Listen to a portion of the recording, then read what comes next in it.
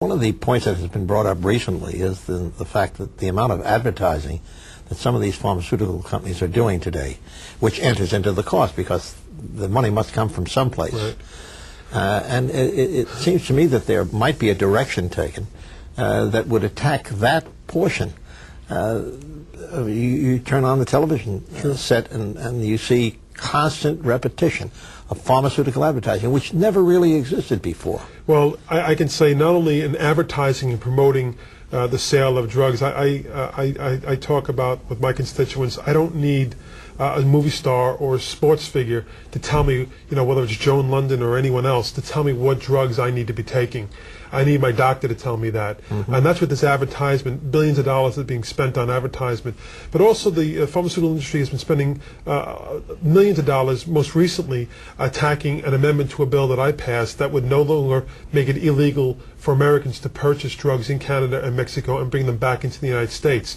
They're so concerned and fearful of the competition that would be created that I can't imagine how many millions of dollars are being spent to try to defeat that measure in the Senate and in the conference committees.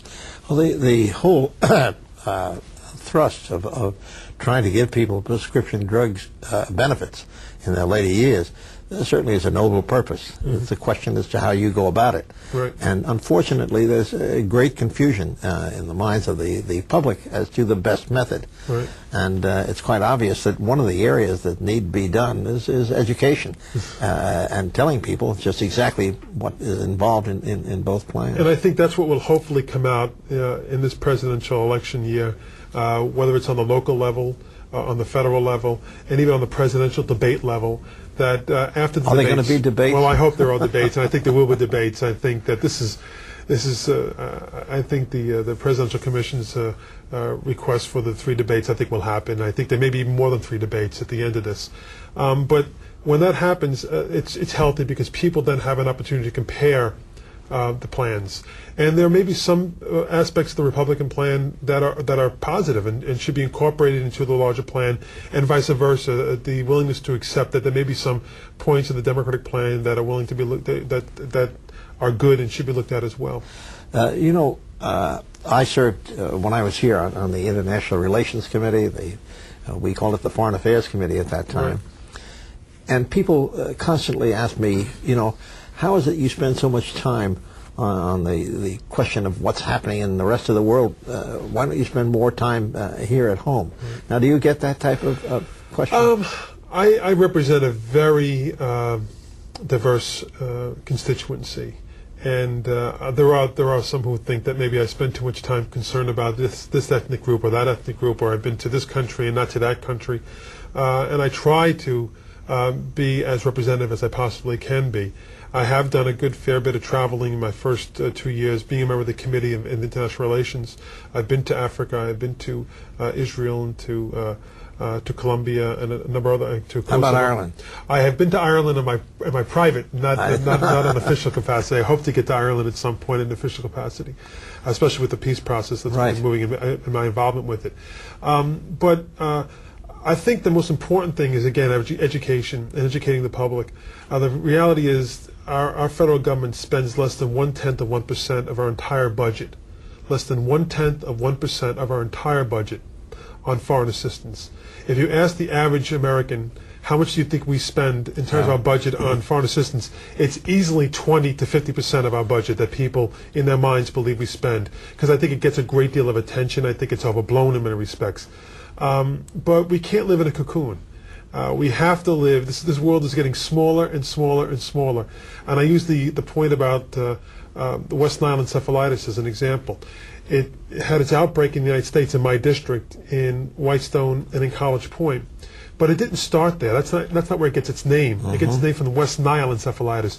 It came from Africa and made its way rather quickly to the United States. Diseases like AIDS and TB and malaria, again, all these different strains that are out there, they come from other parts of the world as well. We're living in a much smaller world, and we have to be globally engaged and caring about what's happening in those other countries. The sharp increase in immigration is because of conditions in other countries.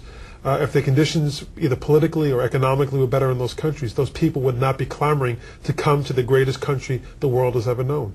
And don't come to the greatest city the world has ever known either. So, and in the trade area, there's certainly an element there of competition with American workers. No question about it. Either from a worker's standpoint or even from an international trade standpoint.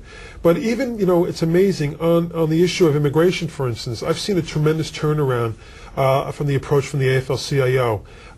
They have been working in conjunction with the Catholic Church, for instance, in New York City, to bring about an amnesty for immigrants who have been living here for quite some time now.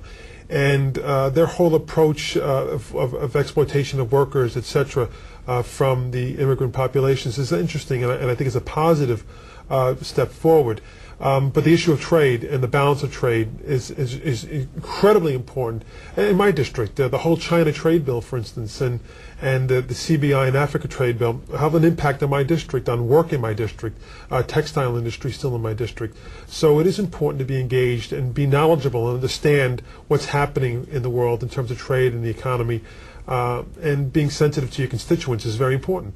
Letting them understand that you're interested in those issues, but that you know where you live. And I live in Elmhurst, Queens. I know that I used to get calls about someone that didn't collect some agency didn't collect the garbage in their area. Right. And now, why aren't you interested in that? They would Right. say to me, and you're traveling all over the world in order to try to solve problems there. Right. Well, one of the most pervasive problems that we have, and it's not getting any better, it seems to me, is the drug problem. Mm-hmm.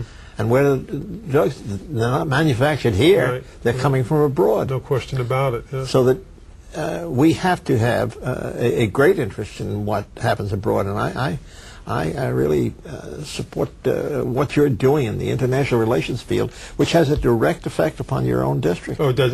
The population, immigration, and that trickles down to the overpopulation in schools. That trickles down to the overtaxation of the police department, the fire department, sanitation. So when you're talking about collecting garbage, it's a perfect example. When there's more garbage on the streets, or there's, because we have an influx of immigrants, and what I see happening is that people who live who are not legally documented in the United States and New York City, they live in clusters. They live within their own communities, within their own ethnic subdivisions, maybe, because they're safe there. But that does put this tremendous strain on communities, like places like Elmhurst and Corona in Queens. We see what's happened there. We see what's happening in Brooklyn, in the Caribbean community as well. People living on top of each other. And what I'd like to see is, I think if there is a modicum of amnesty for people, that people will then be able to become more a part of the culture and the mix of our society and not be fearful. We'll have gainful employment, legal residence as well. Do away with some of those real nuts and bolts issues like you're talking about that people do care about. I want to thank you very much, Joe Crowley, for coming here again to Ask Congress. You're always welcome to come and discuss these issues at the level that you're talking. I think people understand this an awful lot better than some of these sound bites that you hear on television. Well, thank you. Again, my thanks for coming, and I hope you'll come back again in the near future. Certainly will. Now, until next week at this same time, this is Lester Wolff saying so long from Washington.